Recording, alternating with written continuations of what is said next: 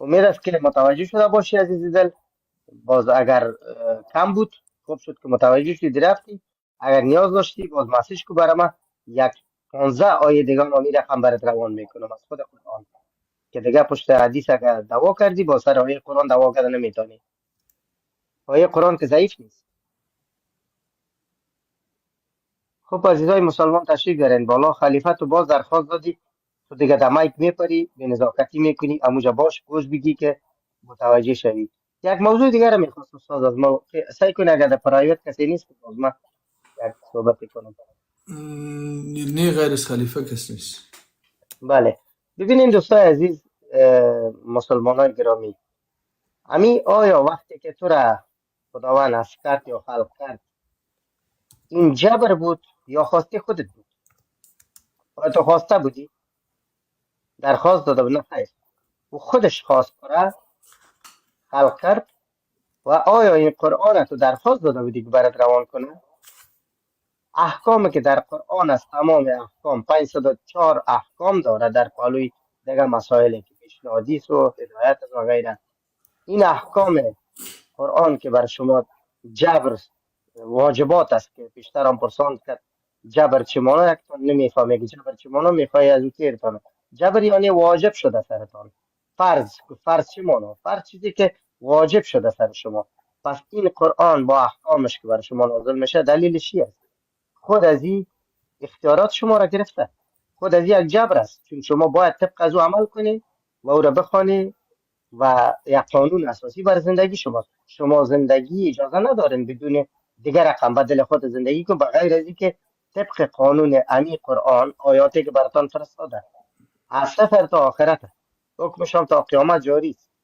پس خود از این روان رساندن، روان کردن بر شما قرآن یک امر واجب است سر شما که را بخوانی عمل کنید طبق از او. یک پیامبر هم بر شما انتخاب کرده از اونجا که شروع. خب تمام احکام زندگی در قرآن بر شما مونده. هیچ چیز اونجا گفته نمونده و همه چیز گنجانیدیم که ما داریم 89 نحل داریم، 89 اسرا داریم که نمره شامی یک رقم است. همچنان مکمل تمام واجبات، تمام نیازات، تمام موضوعاتی که در زندگی هست گفته در جاگزین کردیم و نعمتهای خدا مکمل ساختیم که در مایه دست است. پس این خودش یک جبر است که طبق از او شما مجبور هستید عمل کنین. این مجبور بودن شما اینو جبر است دیگه. کسی که دین نداره خو آزاد است، کتابی نداره، کسی برش جبر نفرستاده.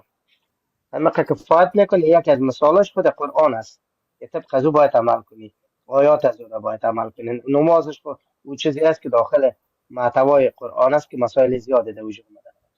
بفرمایید استاد عزیز. غیر خلیفه کسی نیست دیگه. ما کمی که استاد به طرز و لرز صحبت میکنم نا وقت است. دیگه ما هم دیگه زود برم چون صبح خیلی زود باید بخیزم. ما اگر وقتمان باز این آیاتی که جبر اختیار است تا بال یاد نشده باز یک لیستش برای دوستان میکنم که در کل متوجه شوند که چقدر است گمراه ساختن، یک چیزای رو واجب ساختن. اگر صحبت داری بفرمایید بعد از اون من میارم. خب کسی نیست بگو دیگه خیلی چیزی تا بگو. باشه. آیات ستره بگو ببینید، بعدش ما بریم بیشتر شروع. خواندم سی انسان فقط یادداشت بگیرید دوستایی که مسلمان هستی خودتان باز بخونید که بیشتر خواندمش تکرارم. سی انسان که شما اراده ندارین، اختیار ندارین. تکفیر 29 همچنان که همان مفهوم است که خواست شما زیر اراده خداوند است. شما از خود اختیارات خواهشاتی ندارین بر دین از که طبق اوامر از او عمل کنین و خود خدا میگه روح خدا بر شما دادیم، یعنی در داخلتان است، هر کاری خواست انجام میده.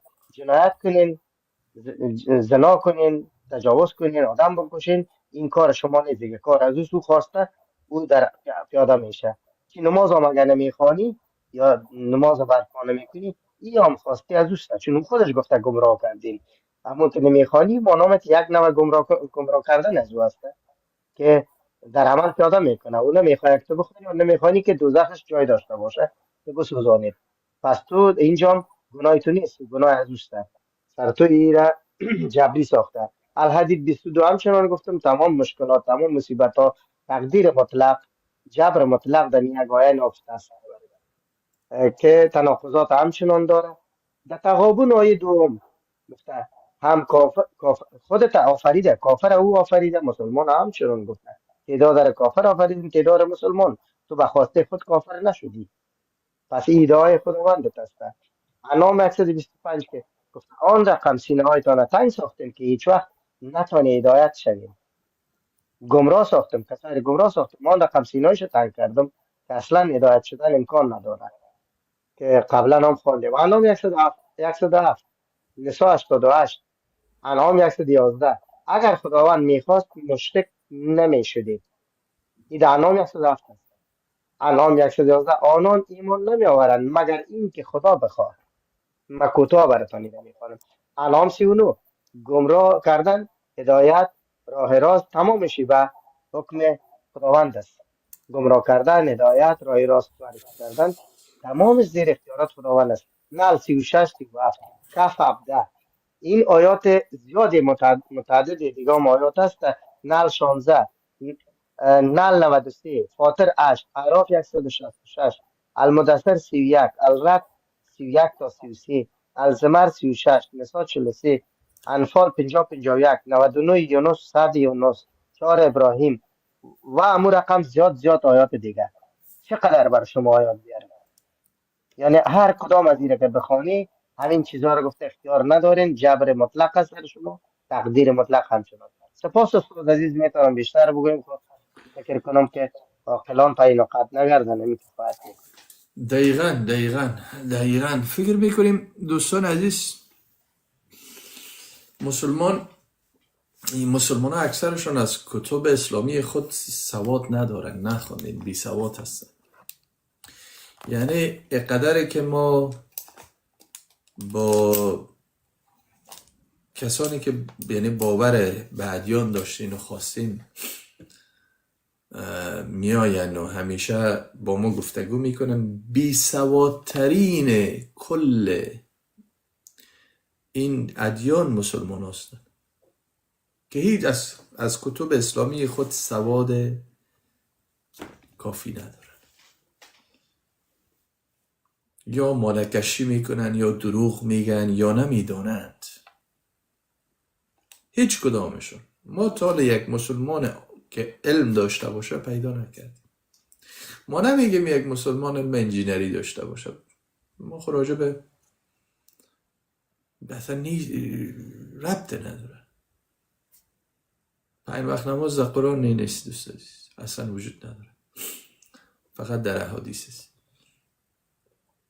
شما فکر کنید اجان استاد یک چند آیه بسیار جالب تره که قبلا استفاده نکرده بودم در لایف ها، امروز به خاطر خیر و شر یک کم بیشتر مطالعه کردم، یادم بیاره، هم گیرم آمد، یادم رفته بودن. در کل سوره بقره 155 بسیار جالب آیه است که قطعا تمام گرسنگی و کاهش کمبود غذایی و کمبود کالا، اموال و صحت جانها، یعنی صحت و معیوبی، صحت در شما یعنی هم معیوبی و غیره مسائلی که هست در کل تمامی، حتی میوه ها، اینا را همچنان گفته به خاطر آزمایش شما ما از شما قطع کردیم. این مشکل ایران جبران سر ما قطع کرده، این مشکلات هم او بار ما وارد کرده. خودش اینجا اقرار میکنه که اینا ایره کمبودی از یارا کس میکنی از طرف ما هست. کمبودی از این مواد که یاد گرفتم، اموال، جانها، صحت، معیوبی، میوه ها و تمام چیزها، که به خاطر که من شما را بیازمایم. اینا هم باز ببینیم این چیزها را که نداره از طرف از اوست. در این آیه خداوند خود را منشأ کمبودی و رنج و کمبود و همه چیزها خودش را معرفی میکنه در قالب آزمون و امتحان که از طرف ماست. هر بدی و نیکی از طرف ما به خاطر آزمایشتان. در سجده 21 عذاب دنیایی برای همه پیش از عذاب قیامت است. یعنی در دنیا هم که شما عذاب میبینی، نه تنها اگرنی آیات قرآن داریم که در قیامت جزا میده. استاد متوجه هستین؟ زیاد آیات داریم که جزا در قیامت گفته خداوند، چی به شرک چی به دیگران. اما این آیه چیزی هست که در این دنیا هم شما را گفته پیش از عذاب قیامت عذاب دنیایی بر شما تیار کردیم و فرستادیم. که در دنیا هم شما عذاب ببینید. توبه 52 عذاب از جانب خدا به واسطه انسان ها از طرف خدا. این هم جالب است. توبه 52 عذاب از جانب خدا به واسطه انسان ها از طرف خدا. خب ما آیات دیگه هم داره، مثلا نساء 56 که پوست میکنه و را خواندم، مائده 33 هم همچنان که دستار چهار طرف هر طرف میبره و توتا توتا میکنه. این مسائل که گذشته است. 93 نال هم خواندم که هر کس میخواست همه را هر طرف یک امت واحد میساخت. اما مدثر 26 و 29 عذاب شدید در سقر همو دوزخ میگه در کل، که عذاب شدید اونجا براتان آماده کرده در صورتی که شما ناسپاسی و سرپیچی کنید. انام 111 را خواندم، بسیار جالب بود. اگه دوستای جدید آمده که توضیح کرده اگر تمام فرشتگان را میفرستادم میگه و مردگان را زنده میکردم که با ایشان با منکران یا با مشرکین و مرتدین حرف بزنه، هر کاری که میکردیم باز هم ایمان نمی آوردن مگر آنکه خدا بخواهد. این آخرش بسیار جالب است. یعنی خدا خودش نخواسته که اینا بخواهن. این آیه با خود جنگ میکنه. یک جا یک چیز میگه که اگر مثل اینا نمی خواست ایمان نمی آوردن، اما باز میگه اگر خدا بخواهد. پس چرا در اولش گفتیم؟ باز هم اینجا با اختیار خود نیستیم دوستان عزیز، که در انام 111 هدایت و ایمان است. هم ایمان برات امیده، هم هدایت تو میکنه، هم گمراه میکنه. ابراهیم 4 خاطر اشتم خان شورا در شورا بسیار هدایت به دست خداست نه انسان ها. در شورا آیه 13 هم. خب همین رقم زیاد وقت زیاد استفاده نمیگیرم. در موارد زیاد مونده که فکر کنم عجلام داره. همین رقم پیش برم تا صبح میخوانم برش. دقیقا.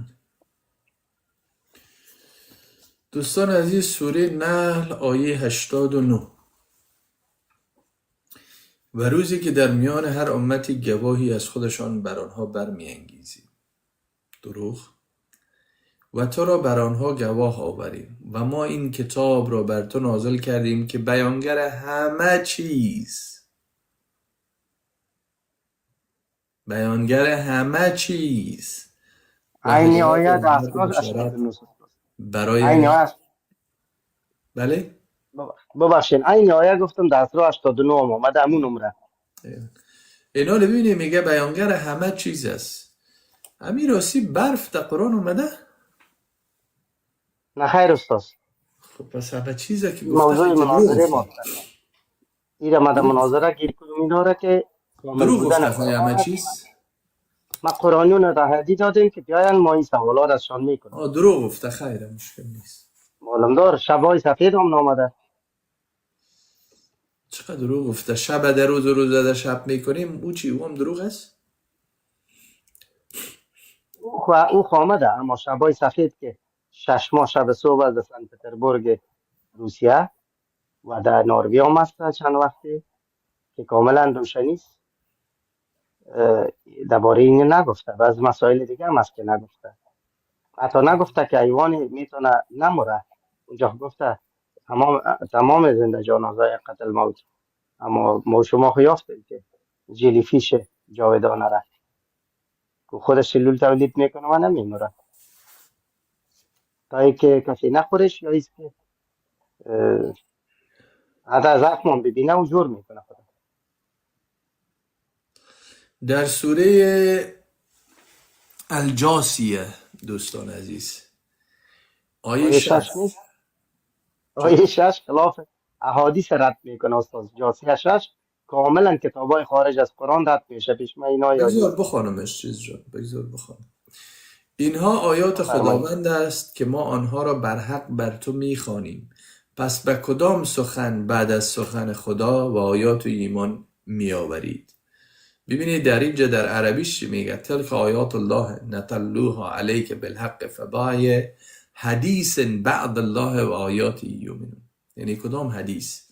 الجاسیه نمبر 6 میگه حدیث، میگه به کدام حدیث بعد از سخن الله شما ایمان میارید؟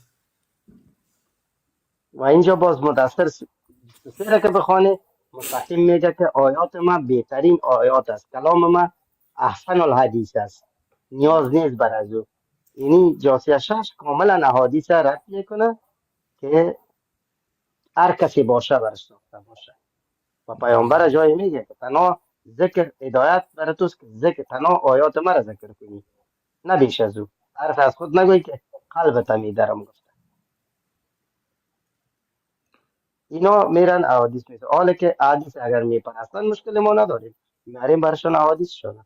اما در کل این خودش یک خرافات اضافگی در مقابل الله، یک جبهگیری، یک انقلاب در مقابل الله. یعنی و از الله که بیشتر میدانستن احادیث ساختن. من که همیشه میگم اول شما احادیث در مقابلش مبارزه کنیم مسلمان ها، برای قرآنیون شد اول، چون این کتاب اول نمایندگی از خداوندتان میکنه. بعد بیاین که طبق قرآن ما شما بحث کنیم. خب من میاله گفتم جاسیه شش، چرا متوجه نمیشی عزیز دل کمبی جان؟ جاسیه بود نه یا اشتباه نگم؟ بله جاسیه شش جاسیه شش. یاد است استاد ما آل عمران روایت 7 دارم. دوستان عزیز میگه او کسی است که کتاب یعنی قرآن را بر تو نازل کرد، بخشی از آن آیات محکم سریع و روشن است که آنها اساس کتاب است و بخش دیگر متشابهات است. آن آیاتی که در نگاه اول معانی و احتمالات مختلفی دارد و قابل تعویل است، ولی با رجوع به آیات محکم تفسیر و معنای آنها روشن می‌گردد.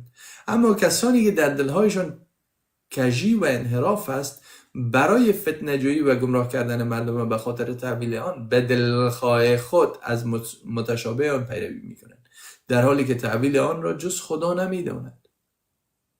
قرآن برای بشر از جز خدا نمی‌داند. ببینید بی‌عقلی را. استاد یک چند آیه را خیلی پالو از اونو نوت بگیرین که باز پالو ازی بسیار محکمتر میشه یا نیازی بود. کدام کسی میاد میگه ما حدیث قبول ندارم، یا ایست که قرآن ما حدیث زیاد لافش میزنه. پس ما داریم در پالوی ازمی آیه احقاف نوره و زمر 28 و فصلت 3 که اینا جز امی جاسیه 6 هست. مریم 97، هود آیه 1، زمر 23. همین رقم لست دراز مستاز دارم در ارتباط انام 115، حجر 9، مایده 3، نحل 89. آیه دوم بقره ما یاد ما رفته بود استاز کردن در فکر ما آمد. آیه دوی البقره کاملا همچنان میشه به ارتباط خلاف حدیثی رو آورد که در این کتاب گفته هیچ شکی نیست، راهنما و پرهیزگاران است و نیاز به دیگر کتاب نداره دیگه. وقتی که این راهنما هست و شکی هم در این کتاب نیست، چی نیاز به کتاب های دیگه؟ بس اینجا مکمل شد دیگه. این عراف 3 همچنان، یونس 15 همچنان، نل 44 همچنان که مستقیم میگه که قرآن نازل کردم برای تا به مردم را بخوانی، نه حدیث های دیگه، کتاب های اضافگی. این کف 27 کتاب خدایت به تو نازل شده بخوان که هیچ کس نمیتواند کلماتش را تغییر دهد و یا از بین ببرد. اما حدیث ها چقدر در تناقض است؟ قرآن که یک تاست، گرچه ما ثنا را داریم کمک اشتباهات گرامری و غیره داره، اما در کل که باز همو آیات است در کل. خب آیات زیادی است استاد.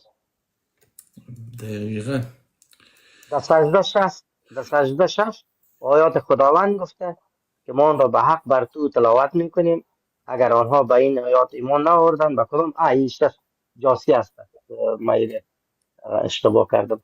به هر صورت استاد آیات زیادی هست که احادیث رد میکنه، اما چون مسلمان ها باورمند هستند که احادیث دینشان کامل میسازه، پس اینا در مقابل خداوند بغاوت کردن، خودشان بیشتر از خدا که معلومات دارن، کمبودی که در قرآن یافتن. نظر به نظر ما این خلفا و حاکمان فقه آن زمان بعد از صدها سال پیامبر فوت کردن، اینا نیازمند به قوانین جدید شدن، چرا که مردم رشد کرد، زمان تغییر کرد، بازار تجارتی تغییر کرد، آستا حاکمان جدید آمدن و هستکون بود برشان کمبودی چیزایی در قرآن یافتن، بعد نمیتونستن او را سر مردم تطبیق کنن، از چیز فرمانهای دیگه مجبور بودن آیات دیگه بسازن مثل احادیث. هر فقه هر حاکم به احادیث ساخت سر همه عالمان و او را جز ارتباط دادن با پیامبری که فوت کرده. تو خونه میشینی، تو خونه میتونست گفته ما ایره نگفتیم. در دان عایشه من انداختن، در دان دیگه صحابه من انداختن، هر کدامش روایت کرد و بالاخره نتیجه این شد که این احادیث امروز در همه تطبیق شده. نصف خرافات جامعه ما از احادیث است، نصف دیگه هم از خود قرآن. قربانتان حرف زیاد زدم، دوستا درخواست داد اینا رو میخوای بیارم شد نمیخوای. نه دیگه میخوایم بریم.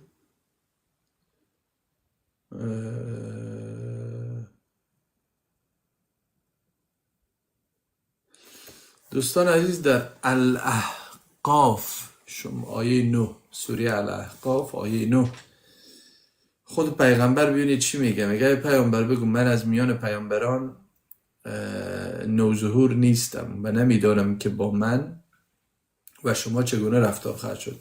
من تنها از چیزی پیروی میکنم که به من وحی میشود و جز بیم دهنده یا شکاری نیستم. یعنی اینجا خودش چی میگه؟ فقط قرآن. و در سوره الانعام فکر میکنم آیه 50 صبر کنیم ببینم 50 بگو من نمیگویم خزاین خدا نزد من است و غیب نمیدانم و به شما نمیگویم من فرشته هستم جز از آنچه به من وحی میشود پیروی نمیکنم. بگو آیا نابینا و بینا یکسانند؟ چرا نمیاندیشید؟ جز چیزی که وحی میگه من دیگه چیزی رو قبول ندارم. خود پیغمبری رو میگه دیگه. از زورتون انام 38 یک بار ببینین استاد. انعام یه انعام 50 بود، انعام 38. دو سوره بودین. هیچ منظور جنبنده در زمین نیست و به هیچ پرنده ای که با دو بال خود پرواز میکند مگر اینکه امتحانی، مگر اینکه امتهای مانند شما هستند. ما در کتاب لوح محفوظ هیچ چیز را فروگذار نکردیم سپس به سوی پروردگارش محشور میگردد. اعراف 3 فکر کنم از ما وقت شده. یک بار امورم لطف کنین اعراف 3 رو ببینین.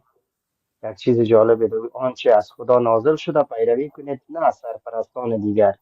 چون این چیزی هم پیش منوط است که ما بعضی چیزها را آنچه از شک جانب میکنیم. پروردگارت بر شما نازل شده است پیروی کنید و از اولیا و بله اعراف 3 مخلوقات دیگر جز او پیروی نکنید. چندک 5 میپذیرید. چقدر مقبول گفته اعراف 3.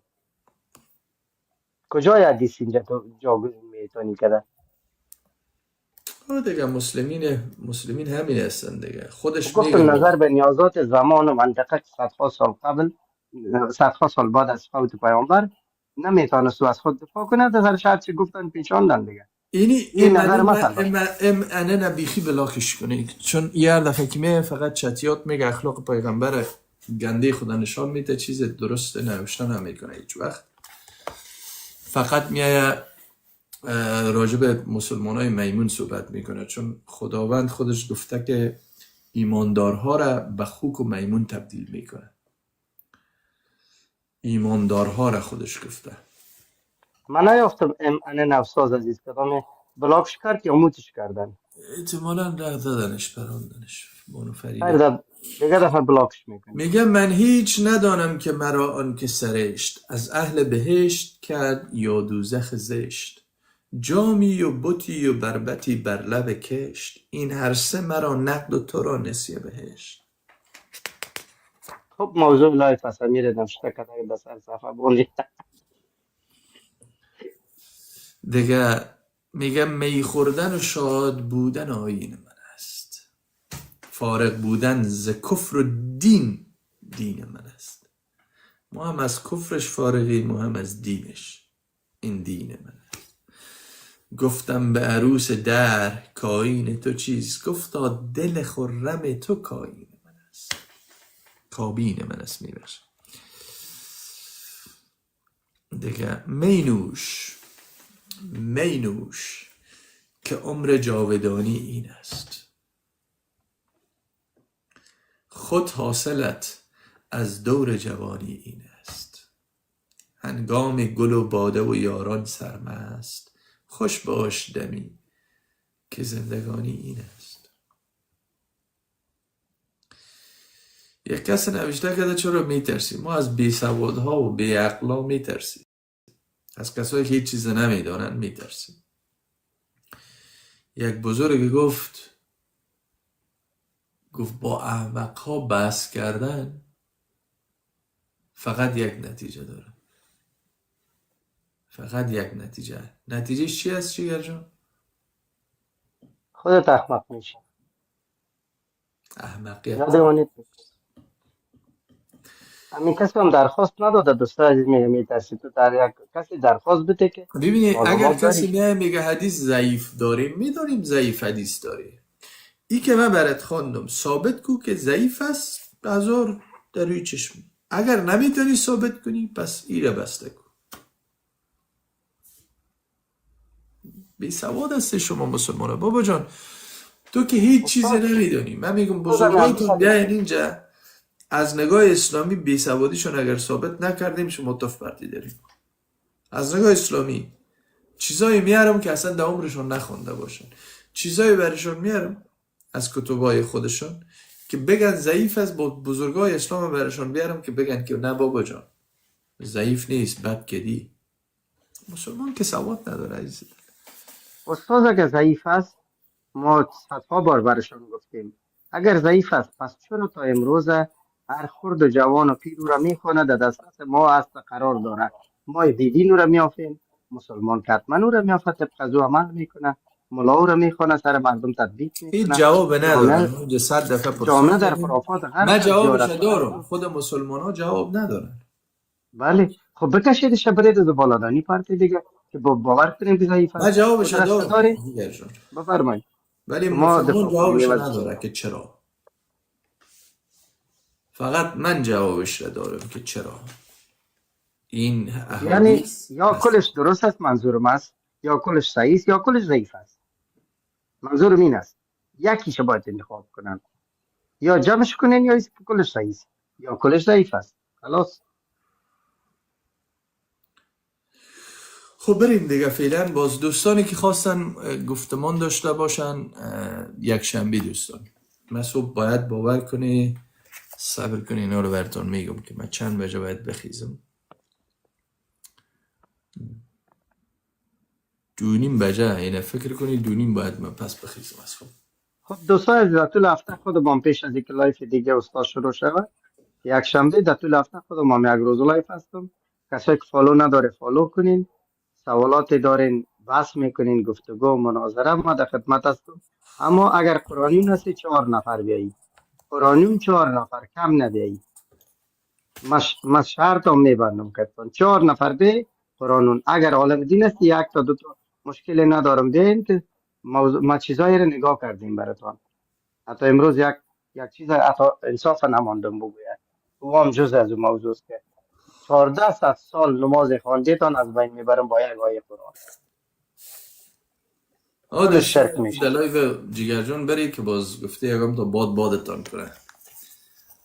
جیگر اینجا خود نمیشه لیاز استاد میکنه.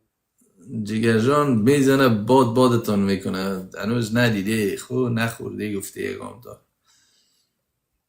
بری آزاد تو پیش. مرا فالو کرده نمیتونی میری چرا فالویتان آزاد به خاطر از که تو فکر کنم در لایف ما بلاک هستی. چون چندین قبل یک موضوعات رخ داده بود که زیاد مسائل خیلی کامنت های رد و بدل نشته کرده بودی یا خودت یا هر کسی بود از این اکاونت. کسایی که نمیتونه مرا فالو کنه به دلیل از که بلاک کرده بودم.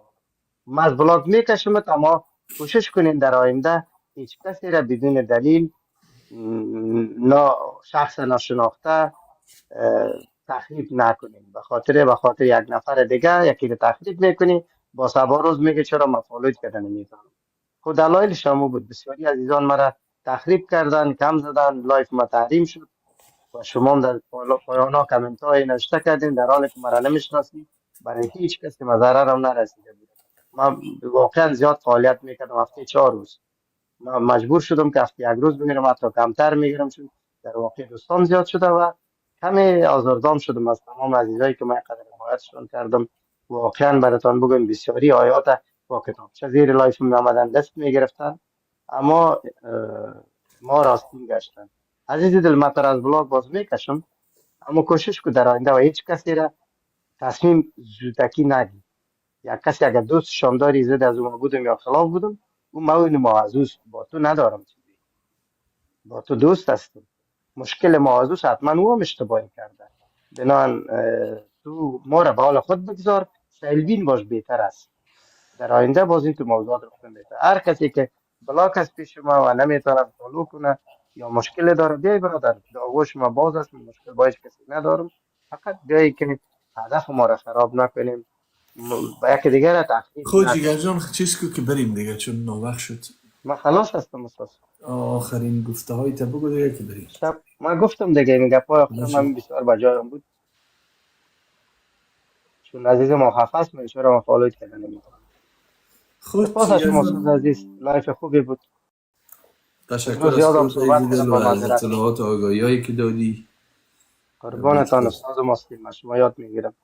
امید که گفته یکم تا آره فکرش نبود مثل که پیشتر به من چی میگه ای آیه و ای آیه رو بگو باز در کنار از او آیه و از او آیه چندین بار به من گفت باز چی میگه حاله من از شما میآموزم داشت مرا یاد میداد باز میگه من نه قربان استاد شما.